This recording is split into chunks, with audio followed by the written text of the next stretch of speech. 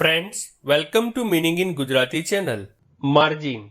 Margin શબ્દનો અર્થ ગાળો, હાંસિયો, અંતર, સીમાંત, કિનારી, કોર, આવશ્યક હોય તે ઉપરાંત વધારાની રકમ કે જગ્યા કે સંભવિત ખોટને પહોંચી વળવા માટે શેર દલાલને આપવામાં આવતી રકમ થાય છે.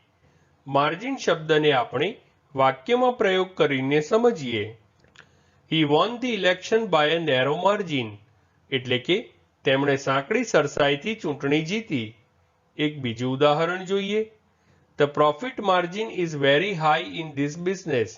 અર્થાત આ ધંધામાં નફાનો ગાળો ખૂબ ઊંચો છે.